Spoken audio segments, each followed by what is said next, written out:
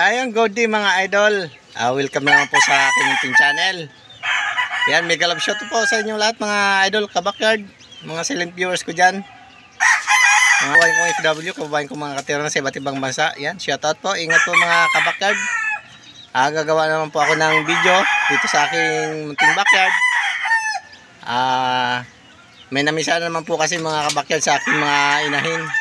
Ayan. Mga kabakyard, babalik ko lang yung aking camera. Kaya samahan nyo ako mga kabakyard. Pull up to the east side, but it keep me westin'. You started something, but learn still you was testing. I could've got a degree. You ain't gon' make it in life with no aggression. Ayan nga mga kabakyard, namisa na naman yung aking SBR dito. Ayan. May natira pa mga kabakyard na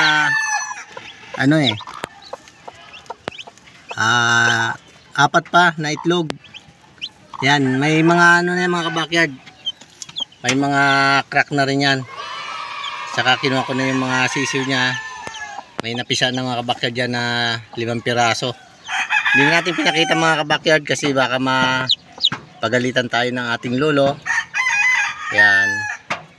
Disclaimer lang po, no animal were harmed during making of this video. Sinishare ko lang po mga kabakyard yung aking pag-aalaga dito sa aking munting backyard. Yan, may 5 na naman po mga kabakyard na napisa. Tapos mayroon pang 4 na siguro mga mamaya lalabas na ito mga kabakyard. Mapipisa na to. Ayan, tuloy-tuloy lang po ang natin mga kabakyard pag-breed kasi yung mga nauna natin kakonti lang yung lalaki. Saka yung mga babae pag may nagkakagusto po kagaya nung nakaraan. Sinishare po natin yung mga babae mga kabakyard sa mga gusto mag-alaga ng mag-umpisa.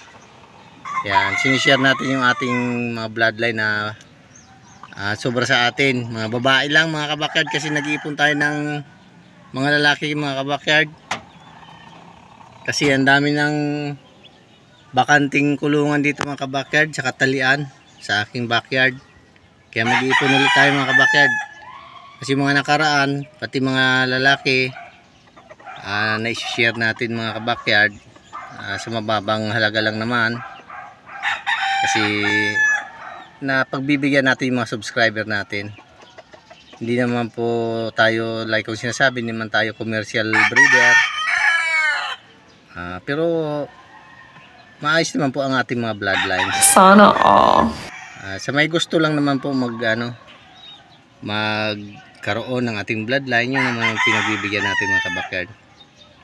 Dito pala mga kabakyard yung aking listahan ng aking bloodlines, kung anong magulang nila. Yan, tsaka ito yung ginagamit ko mga kabakyard, reload para sa mga bagong pisa. Isang patak lang mga kabakyard sa kanilang bibig para sila lumakas. Matanggal yung kanilang stress.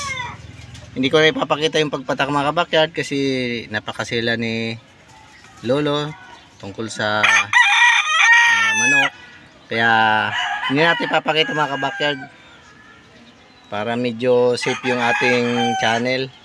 Pagpasensyahan nyo na mga kabakyard kasi pagkagaya namin mga nagko-content tungkol sa mga manok, nagpit ko si lolo. Ayan, pagpasensyahan nyo na mga kabakyard. Ayan, may dagdag na naman sa ating mga alaga mga kabakyard. Ayan, shoutout po sa lahat ng aking viewers dyan. Mga silent viewers, hindi pa po nakakapag-subscribe mga kabakyard. Pag nagugustuhan nyo mga ganitong video, pakisubscribe na lang po mga kabakyard. Paki-like, comment na lang para kung gusto nyo ma-shoutout, masa-shoutout din po mga kabakyard. Salamat po sa suporta mga kabakyard. Bye bye po and God bless mga kabakyard.